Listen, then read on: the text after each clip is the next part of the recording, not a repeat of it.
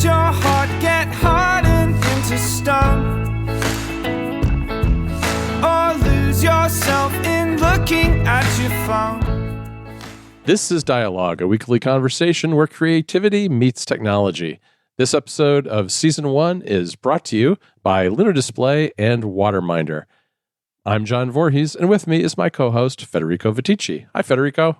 Hello, John. How are you? Are you still starstruck from the last episode with your friend Frank Turner? You're best friends now. We are. I went to the show right after we recorded this interview, and today we're gonna have the second half of that interview. It was all recorded at one time, but we split it into two episodes. So we're gonna talk to Frank a little bit more today about songwriting and living on the road and trying to be productive and get things done while he's touring the United States. You know, one of the things that occurred to me when I was reading your book and I got to the end and you were talking about the punk ethos and kind of the democratization where anybody should be able to pick up a guitar and play a song, for instance. And coming from a technology background, I mean, Federico and I write normally about technology and Apple products and all that kind of stuff. There seemed to me to be a little bit of a parallel there with what has occurred with the internet and technology, in that, you know, that allows me and Federico, for instance, to very easily and at very low cost write for a living and get things out there, which is great. It's an incredible democratization of the media and the art form of writing. However, at the same time, distribution has been democratized in a way that makes it very hard to make a living with your art compared to maybe 10, 20 years ago. I mean, have you found that to be the case? Oh yeah, absolutely. I mean, the thing. Okay, taking the subject on head on and broadly, the thing that has changed is that a business model that was cobbled together in the 1950s for the music industry got kind of wrecked by the internet. It's interesting to me if you look at it historically. Like Led Zeppelin barely ever turned a profit on their tours, and they were playing stadiums all over the world. But the point is, they were making so much money out of selling bits of plastic with their music engraved on it that it didn't matter. And at that point in history, a tour was, from a purely economic point of view, was a promotional venture to sell bits of plastic with music engraved on them. Nowadays, we don't need bits of plastic with music engraved on them, and everybody can. And music is effectively free at this point. Do you know what I mean? Like, it just is. Right. And therefore, the business model changes. And at this point, again, from a strictly economic rather than artistic point of view, making a record is almost in a way a flyer for my shows. You know what I mean? It's like, come down because that's where I make my living. So that business model has changed. I don't want to spend my life being upset about business models changing. Do you know what I mean? That doesn't feel very kind of real or creative to me. So, you know, I don't want to get too hung up on that. And the music industry has spent the last 20 years trying to kind of recalibrate and regroup. And it's done a reasonable job of that. It is still changing all the time. But one of the things that has changed, which I think is good, or even though this potentially is against my own economic interests, strictly defined, is that in between kind of like the birth of kind of the modern music industry and Napster, should we say, there were these kind of choke points of access in distribution and awareness. You know, bands could become enormously huge in the UK just by essentially getting a handful of journalists and radio DJs on side, and they could go from being completely unknown to being the biggest band in the country in like 2 weeks, you know, and there's something quite authoritarian about that to me, you know, and no one will ever sell 10 million records ever again. And that's fine, because the only reason they did that at the time is because most people who don't spend their life kind of digging through record bins and tape trading and reading zines and all the rest of it had a limited spectrum of access to music. That's changed now, and again, I think that can only be for the good. You know, in the old days, a music journalist could write the sentence "guitar music is dead," and it could mean something. Whereas now, if a music journalist writes that, anyone who likes guitar music kind of goes, okay, knock yourself out, and continues listening to the music that they like anyway. Right. You know, and the access has been democratized in this way that I think is, on balance, really healthy, even if it does mean that, you know, I don't really make money off selling records anymore. That's just not a thing. A question that I'm asking all the folks that we're interviewing in this first season is, what's your relationship with the idea of you were able to build your career because you worked hard, but also do you think there's an element of luck or maybe fortune that played into that? And sort of what's your, you know, looking back at the past 10, 13 years of your career, what's your relationship with whether people say, oh, but you just got lucky, or no, I actually worked really hard to get to this point? Do you think maybe the two are complementary to each other? Yes, absolutely. I mean, luck obviously plays a huge role in success for anybody. Of course, it does. Being in the right place at the right time, getting the right support tour, getting the right DJ who just fancied playing your song that week or whatever it might be. These things are important. Having said that, I feel like it's hard work can put you in the way of luck, if you see what I mean. You get lucky by being able to be lucky, almost. You know what I mean? So, I mean, I often think about, there was a band that I came up with who were part of the Nambucca scene called the Taylors, who remain one of my favorite bands and biggest influences, and no one's ever heard of them because they didn't get a lucky break. But part of the reason they didn't get a lucky break is because they were a bunch of stoners who were really lazy, who never really did anything. So they didn't put themselves in the way of a break. You know what I mean? So, which saddens me greatly, because they're an incredible band. But they could have been more lucky if they'd been working harder. This episode of Dialogue is brought to you by our friends at Luna Display. Having extra space when you're working on your Mac is incredibly useful, but not everybody has two displays, and that's where the Luna Display comes in. With a little bit of hardware that you plug into your Mac, you can transform any iPad into a second screen for that Mac with crystal clear image quality, reliable performance, and wireless flexibility all built into one. The Luna Display works seamlessly over Wi-Fi, but it works with a USB cable too, so you're good either way. And it's incredibly portable. You can be productive whether you're on the go, at home, or in the office. But what I think is really amazing is that it's a complete extension of your Mac too. What I mean by that is that you can use it with an external keyboard, but you can also use it with your finger or the Apple Pencil. All of a sudden, you've got touch interaction for a Mac, which is amazing. On top of all of that, the all-new Liquid video engine is super fast, and there's virtually no lag, and the screen refresh rate is second to none. One of the things that I seem to come up with all the time are little automations that I want to do with my Mac, but it seems like they always come up when I'm not at my Mac, whether it's a Hazel rule or something with Keyboard Maestro or a better touch tool. I never seem to be sitting at my Mac when these ideas come to me. But now, if I have my iPad, which is almost always, I can just open it up and see my Mac using the Luna Display and set up those rules lickety-split without any problems, and I absolutely love it. All right, I have a special deal just for Dialogue listeners. You can get a 10% discount on a Luna Display by going to lunadisplay.com and entering the promo code DIALOGUE at checkout. Again, for 10% off the Luna Display, go to lunadisplay.com and use the promo code DIALOGUE. That's DIALOG at checkout.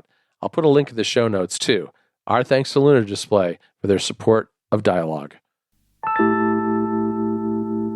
Okay, Frank, I'd like to switch things up and talk a little bit about your songwriting. And I want to particularly ask about Try This at Home and what inspired you to write a book about songwriting? Well, the thing is, I think about songwriting about 23 and a half hours a day. And in a way that's like, it's a kind of monomaniacal obsession for me in some ways, you know what I mean? And like, if I hear a song on the radio in a coffee shop while I'm buying coffee, there is a part of my brain that is deconstructing the chord sequence and the arrangement and the rhythm and everything else, and just kind of examining it, kind of peeking under the hood, if you like, as to how this song has been put together. I felt like for a long time I didn't really talk about songwriting in public very much, and I had this kind of line about how there was a part of songwriting that's kind of ineluctable that you can't really examine, and it's like you don't want to kill it by dissecting it and all this kind of thing. And that is true, but there's a huge amount of it that you can talk about, and I wasn't talking about because I was being lazy in terms of working out vocabulary to discuss my thought process. And, I thought it would be interesting to actually kind of stop being lazy and to try and kind of figure out ways of discussing what I was talking about. I mean, the book is not a manual as such, but it has a didactic angle. And I think that if somebody is interested in writing songs and wants to hear somebody else's take on it, then there is value in there for them. Yeah, it's interesting because I think songwriting is the kind of thing that's very hard to write about just because, you're writing it in a vacuum away from actually listening to the music. I mean, when I was reading your book, I as I got to each chapter, which each chapter is based on a particular song of yours, I would listen to the song first, and then read what you wrote, which I found really, really useful in reading the book. But in writing it, writing it in that kind of vacuum is I got to imagine that's a little hard. Yeah, I mean, it is on some levels, yes. And I mean, one of the things I did at the start of the process of writing the book was I sat down and listened to all my records, which is really not something that I do very often.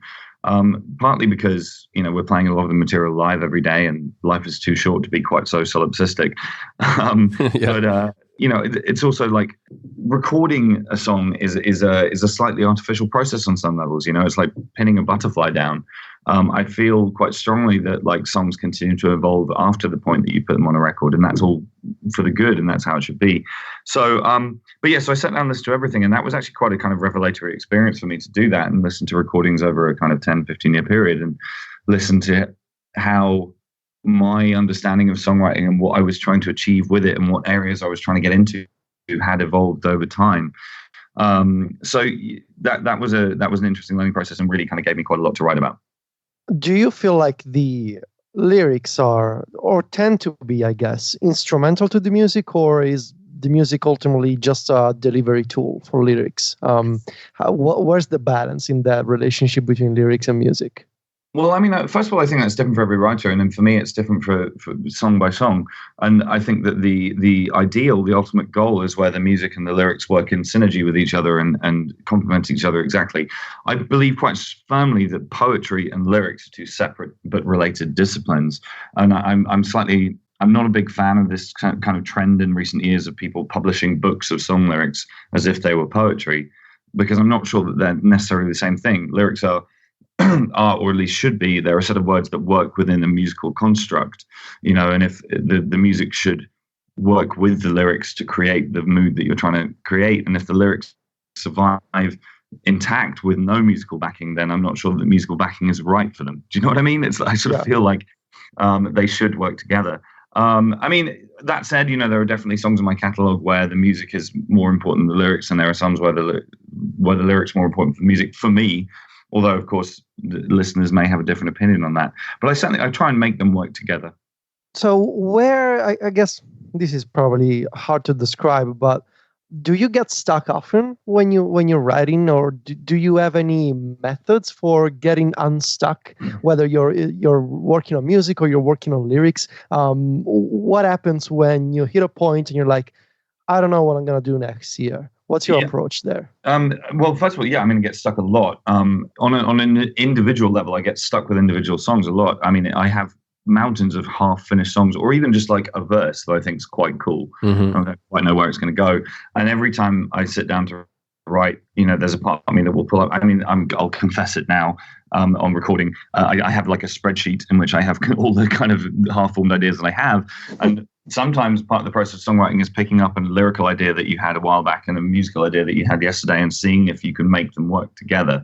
Again, the ideal is when you get some music and lyrics that come together in the first place. That's great. That to me generally means you're working with something strong.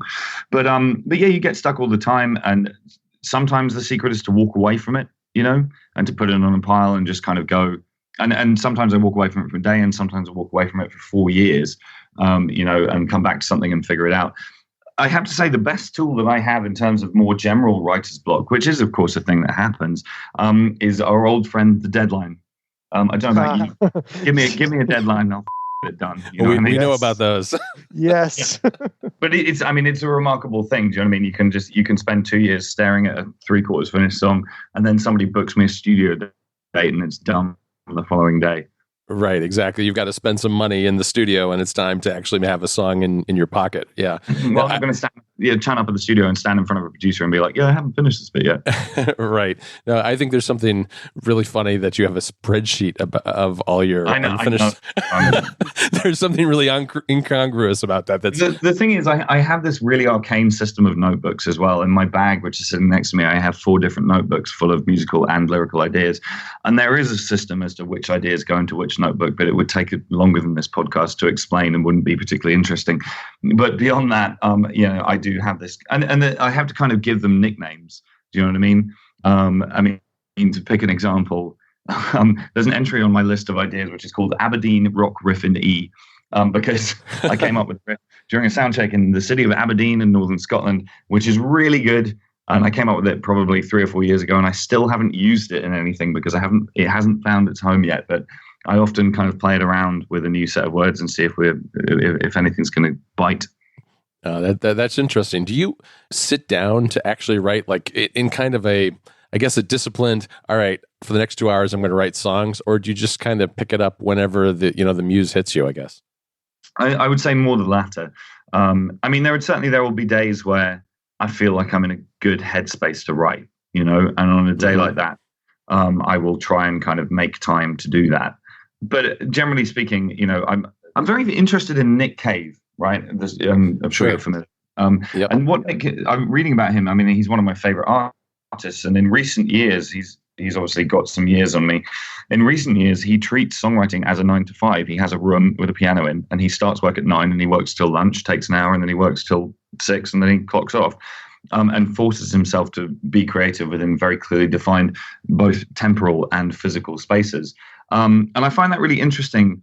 And there have been a couple of moments in my life where I've tried to force myself to write at a given time. And it's a slightly different thing to writing when you feel kind of like possessed by the spirit or whatever. And it takes you in interesting different directions. And I suspect that later in my life, I might lean on that more. But for the most part, yeah, it's just kind of like there'll be a day where I feel like I've got something coming and I'll try and make space for it.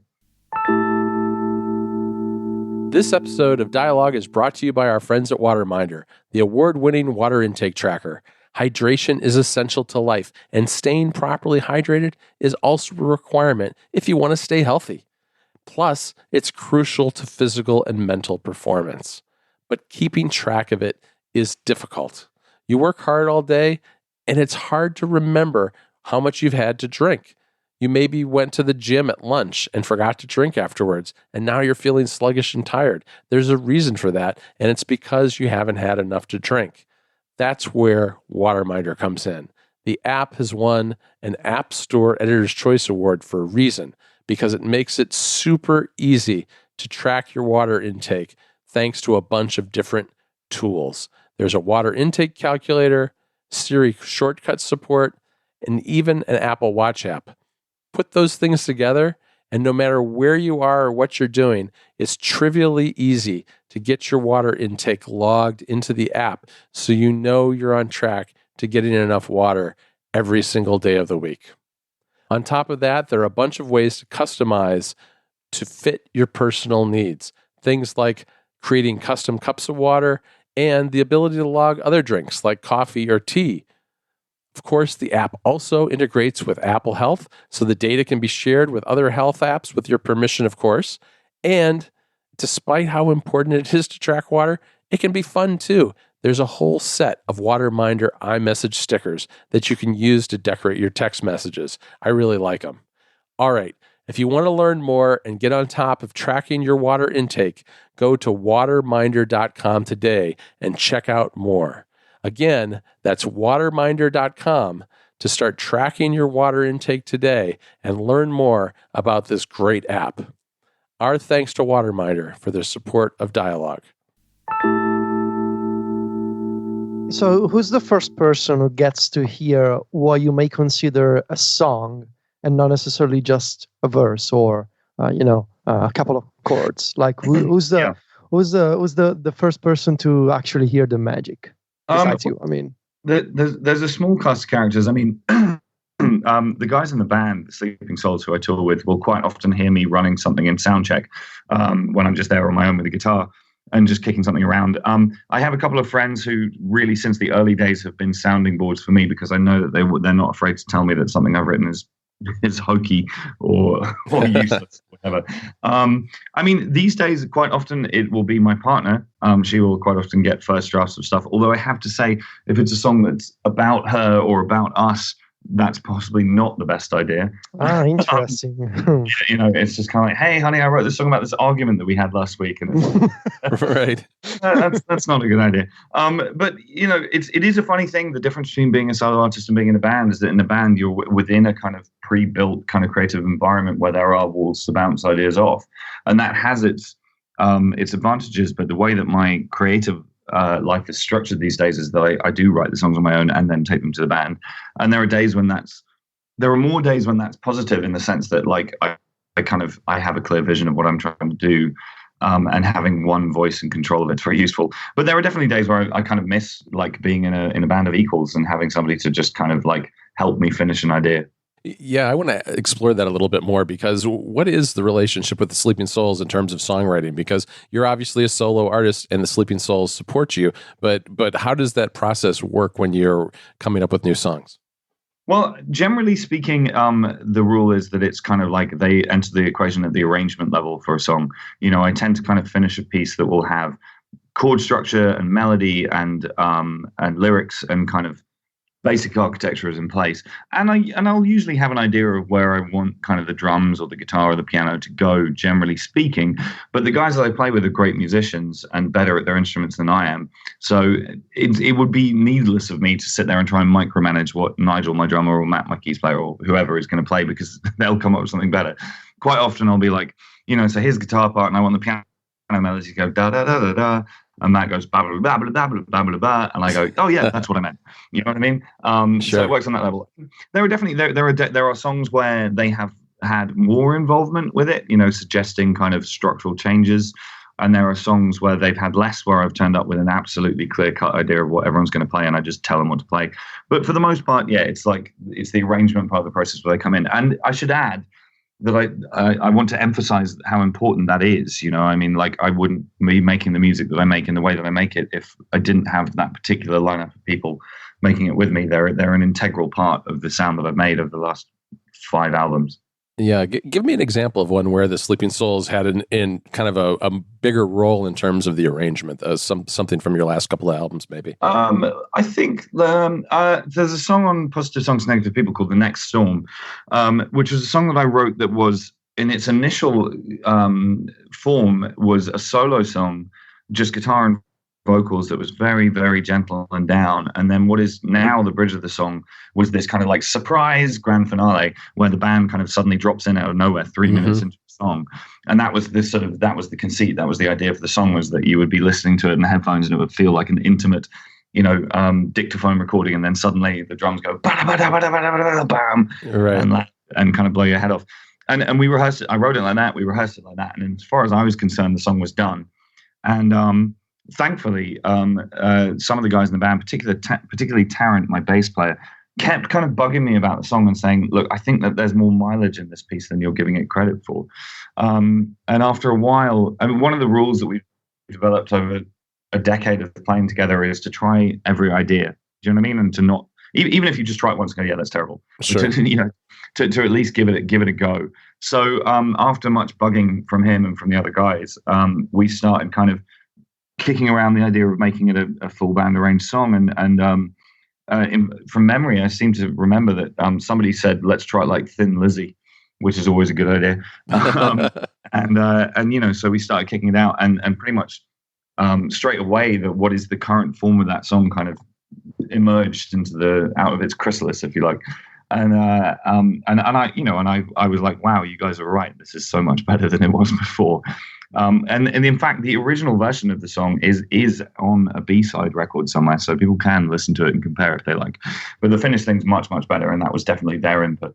You've mentioned a couple of times sound checks. What role does that play in your songwriting? Well, so the thing is, a few years ago, we had the kind of the wherewithal and the technical knowledge and ability, and indeed the money, to build a touring rig, which means that we carry all the same microphones, mixing desks, cables, mic stands.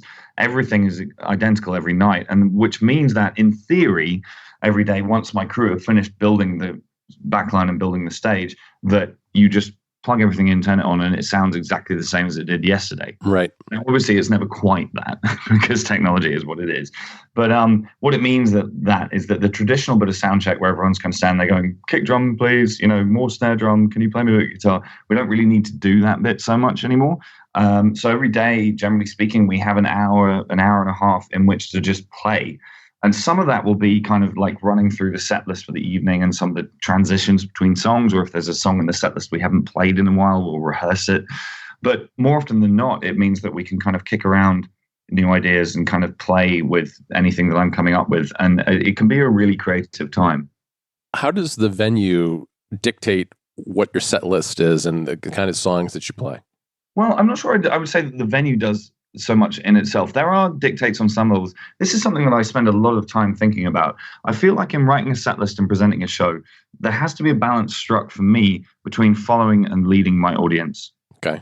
And what I mean by that is that to follow your audience is to play the hits and play the sing-along songs. Right. And to lead your audience is to play more obscure or newer material that you want people to kind of appreciate whilst perhaps not singing along and stage diving. You know what I mean? And I think that there's room for both in a good set list. You know what I mean? I feel like if you just play the greatest hits thing forever, which Tom Petty did for a long time in a way that was slightly disappointing. And I should add that I'm the world's biggest Tom Petty fan, and God rest his soul and all the rest of it. But like for a good period of time, he basically played the track listing of his greatest hits CD every night all around the world. And it was a bit, after a while, it's a bit kind of like, come on, like challenge me, you know, play me something I don't know. Show me what you got. You know, and it's tempting to just play the hits because it feels great when the room goes off. But so within all that, like I'm constantly kind of thinking about like, you know, how much kind of like getting the crowd involved, sing along stuff do we need, and how much you want to be kind of like quiet down, listen to this, and there's a balance to be struck there. Do you ever test new material in front of an audience and sort of try and assess whether maybe something very new that you've been working on can work with your fans? Or maybe does it ever, has it ever happened that the reaction from an audience actually informed future changes to a song? Yes, to a degree, although I think that's an approach you have to be quite careful with. And what I mean by that is like, that is a thing that I've done a fair bit over the years. And the archetypal example, I have a song called 4 Simple Words, which is a big crowd pleaser, and it's generally one that we play last. And the thing about that song is it emerged over a tour, and it's actually quite a kind of, it's quite mechanistic, that song, in a way, in the sense that it's kind of designed to get the crowd dancing and singing along and moshing and all the rest of it. And that's kind of fine for one song, but this is the thing that I realized over the process of writing that song, is that if that was your methodology every single time, you would end up writing a whole series of songs that were just about sing-alongs and moshing. And that's actually quite a narrow creative palette, you know what I mean? And you have to kind of learn that like any new song is not going to go off in the same way that an old song is that people know.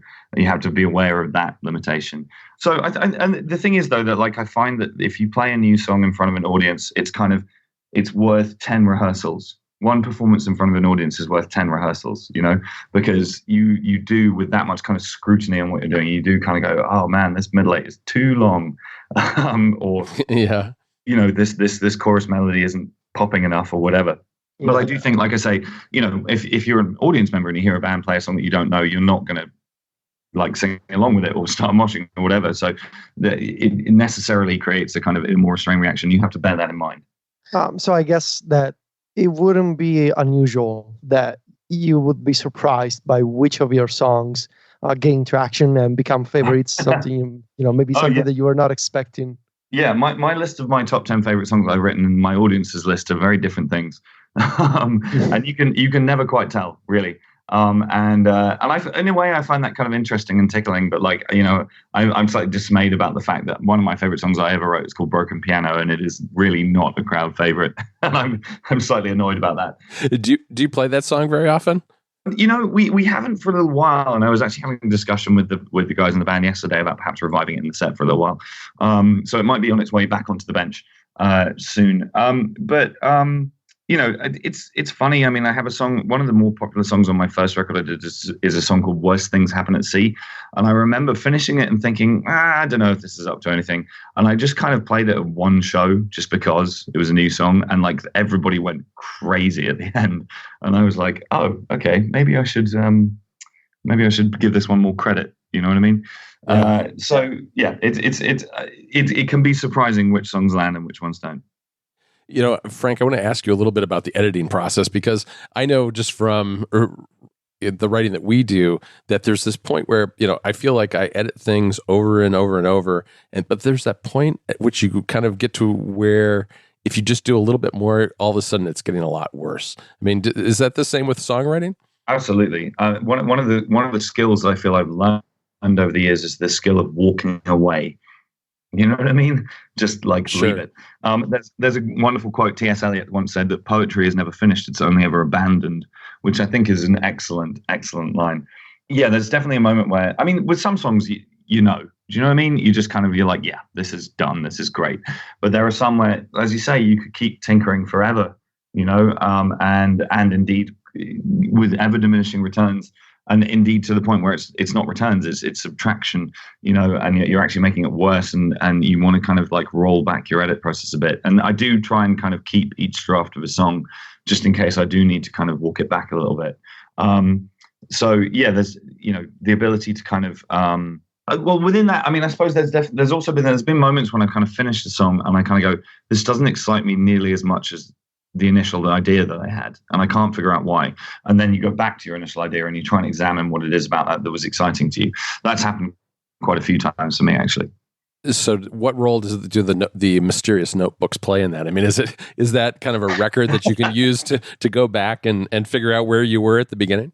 Definitely. Quite often actually. So the thing is, there's a funny thing, like when you're working on arrangement and working on the music of a song, quite often I'll just be singing around a kind of half-remembered idea of what's written in the notebook. And sometimes that's good because you then go back to what's written in the notebook and you realize that what you've been singing in soundcheck was actually better. But sometimes it's the other way around. You kind of, you get quite comfortable singing a thing and then you go back and you're like, oh, that's a much better lyric. And you have to kind of remember what you did in the notebook before you were kind of, do you know what I mean? You're Sure. cycling the song because you're thinking about the bass line or whatever, and you're just singing some random thing over the top of it. And sometimes that evolves into the finished lyric and sometimes you have to consciously forget it. Yeah, no, that makes a lot of sense to me. I want to ask you a little bit about the role of technology in your songwriting, because I know you've talked about your notebooks, but at the same time, in reading Try This at Home, I know that, for instance, with The Real Damage, you said you kind of banged that out on an old laptop, and and There She Is, you worked out on GarageBand. What role do those kind of tools play in the process? I mean, different roles at different times. I mean, I can't read or write music, so I do a lot of kind of voice notes on my phone of musical ideas, just because I don't have a way of writing it down particularly. Do you know what I mean? So I use it on that level. I mean, particularly with Be More Kind, the last record, I got really quite into demoing stuff on GarageBand and Logic, which I graduated to because I'm a grown up now. Kind of jotting, and that was where a lot of the kind of more electronic influence on that record came from, as I was kind of messing around with synthesizers and loops on that context, because it's now so easy to do, But I mean, Be More Kind was, I don't want to call it an aberration necessarily, but it was an experimental departure for me. And the next record that I do, which I'm pleased to say I got the finished mix of last night, so I've been enjoying listening to it overnight. That's more in a kind of more earthy, acoustic, rootsy direction, shall we say? And with the songs for that record, that was going back much more to kind of like just recording myself playing acoustic guitar in a dressing room somewhere. Technology is a tool, and it can be interesting to use it for various things at various times, but I don't want to rely on it too heavily. Yeah, no, I understand that. I mean, we use Logic, for instance, to edit this podcast, and it's very interesting coming from it from a perspective of spoken word, because Logic is really meant for musicians. It's not meant for me editing this podcast. And it's a tool that, I think I understand like 5% of, but I know the 5% that I need, and it totally works and I get it done. But yeah, I kind of agree. I mean, they're there to make it possible to have the finished product created, but they aren't kind of the process themselves. Yeah, I mean, it's a funny thing. I mean, there's definitely there is a phenomenon that exists in the music industry, which is known as Pro Tools bands.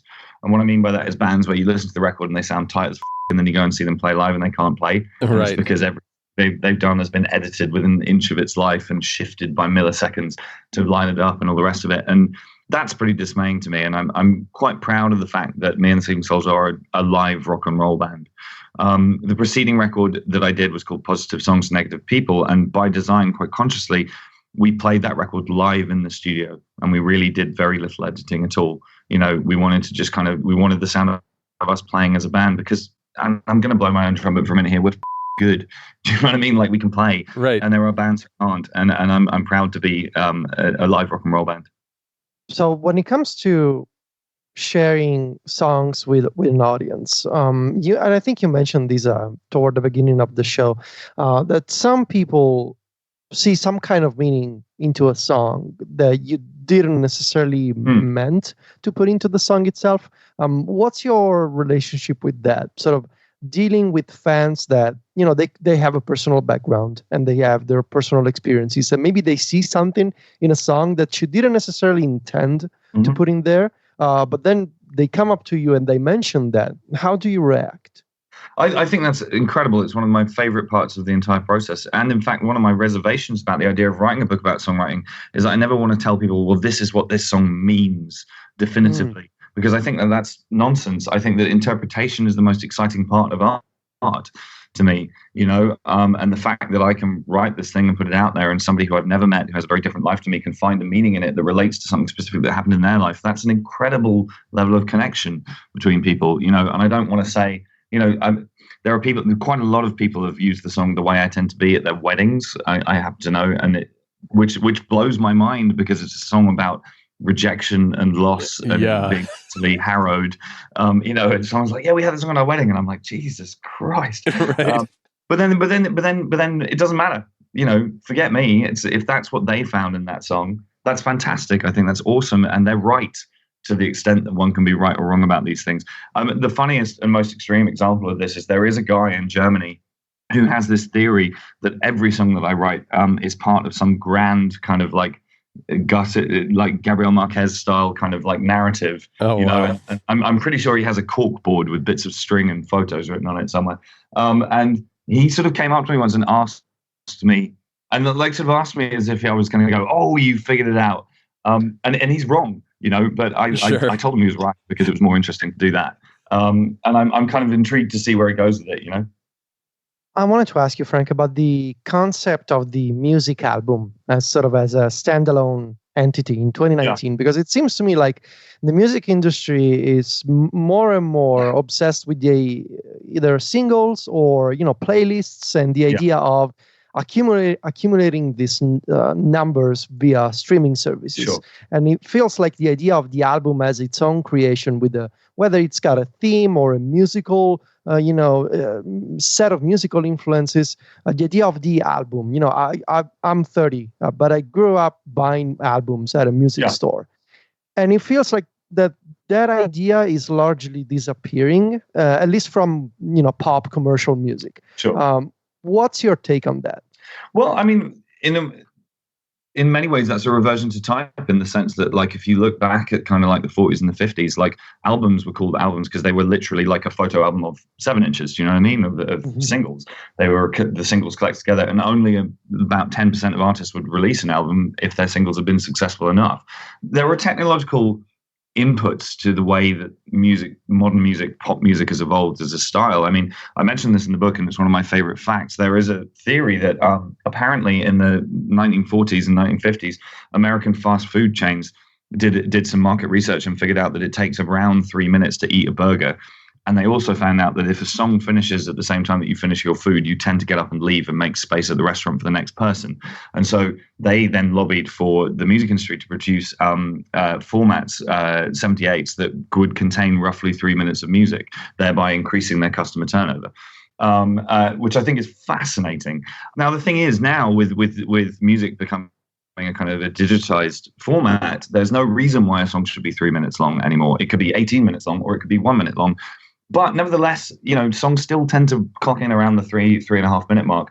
And I don't know whether that's because everybody's just still hung up on this learned experience of listening to 3 minute long songs, or if in creating that format back in the 1940s, people stumbled across something that was sort of inherently satisfying as a musical idea. I don't really know. And I'm not sure that it particularly matters either. And then when you come to the album, I mean, you're right, like, there is an argument to be made that singles and playlists is where it's at now. And there's certainly, I have a lot of friends in bands who have kind of given up on the idea of making records.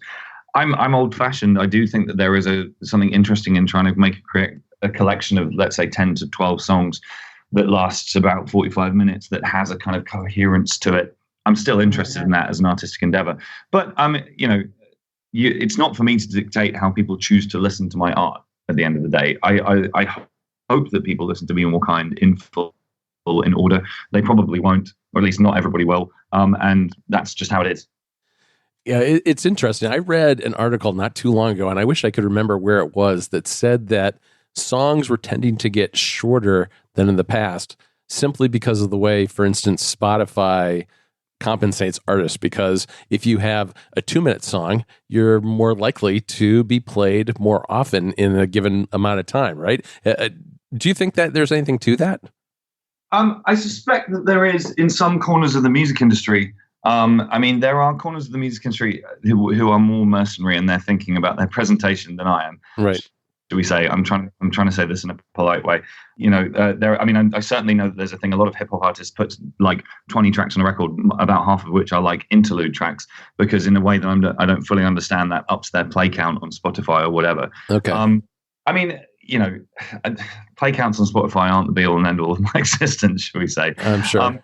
I was chatting to a friend of mine the other day who had noticed a very interesting thing, which is that if you listen to modern pop music, like radio pop music, the chorus lands much earlier in the song than it used to. Yes. You know, and if you think about a song like More Than the Feeling, you know that song? Yep. The kiss off part of that song happens 3 minutes in. You know what I mean? It's crazy. And like no one would release a song like that right now because the radio DJs and Spotify listeners would get bored and all the rest of it.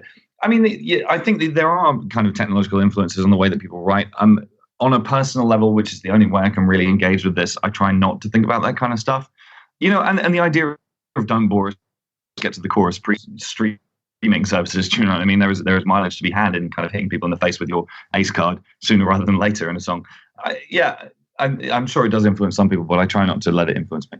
Yeah, and you mentioned that you're more of a traditionalist in terms of coming up with an album, and I'm curious, what is the difference between, for instance, coming up with the structure of an album versus a song versus a set list? I mean, how are those different animals? Yeah, well, I mean, the album and the set list are two very different things, and you know, for me, like for the most part with my records, that one of the things I enjoy about putting a selection of songs together as an album is that you have an opportunity to theme them and tell a story over an extended period of time. My fourth record was called England Keep My Bones. I didn't sit down to write an album about English national identity, but it was clearly something that was kind of bothering me at the time.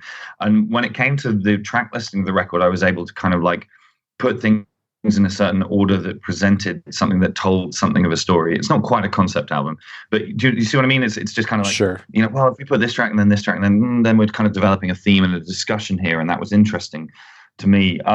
But then one thing I've learned in the last couple of years, I've been doing kind of 10-year anniversary live sets of albums that I've done, and the order that you put songs in an album is not the order that they should go in a set list, generally speaking. You know, there are different imperatives to working a room full of people than there are to kind of like laying out art to be listened to. So that's a different thing. And of course, generally speaking, you know, when I'm writing a set list, I'm mixing up material from across my catalog. So there are other pressures there as well. So I don't know, like the song on the other hand is that's the kind of basic building unit of both of these things. So that's a slightly different thing. All right, Frank, before we wrap up this interview, of course, we have to ask, what's next for you? Well, I mean, I'm just about in the point in my life where I can actually talk about this freely, which is exciting to me because it's obviously something I've been working on for a long time. Sure. As I mentioned yesterday, I got the final mastered mixes of my next record back through, which is, again, something of a departure. It's the closest thing to a concept album that I've done to date. Essentially, I started writing, I wrote a song about a woman called Ginny Bingham, who was a witch in the 18th century in Camden Town in North London, which is where I live. And then I wrote a song about Panonica Rothschild, who was a jazz patroness in Harlem in the 1950s. And I suddenly realized I was kind of stumbling across a theme for writing, which was female historical figures who are not particularly well known. So my next record is 13 songs, and each one's about a previously unknown female, well, hopefully previously unknown female historical figure, and the song's about them. And I'm making a podcast that goes with it, that deep dives on the history and kind of really gets into it. And that'll hopefully be coming out in August this year. Oh, that's awesome. That sounds really interesting. Yeah, it's been really fun, and I've been on podcasts many times, and here we are on one right now. But I've never had to host one before, and again, much as with writing a book, I have a newfound respect for the people who do this more often than I do. But it's been fascinating already. I'm a huge history nerd, and it's a really lovely opportunity for me to kind of get my two obsessions in life into the same thing. You know what I mean? In a way that I haven't quite done before. Yeah, definitely. Well, good luck with the podcast. I mean, we've been doing this for about 2 years, and it is. There's a learning curve like anything you try that's Absolutely. new. But it's a lot of fun. Frank, I want to thank you so much for joining us today on Dialogue. It's been a real pleasure talking to you. It's been I've had a lovely time. I don't usually talk this much at this time of the day, but it's been great. We've covered an awful lot of stuff in more depth than I usually do, and it's been wonderful. All right, fantastic. I want to thank our two sponsors again. That's Lunar Display and Waterminder. You can find Frank Turner at frank-turner.com, as well as at Frank Turner on both Instagram and Twitter. And of course, you can find me and Federico over at macstories.net. Federico is our editor-in-chief, and he's at Viticci on Twitter and Instagram. That's VITICCI, and I'm at John Voorhees, JOHNVOORHEES. Talk to you next week, Federico. Ciao, John.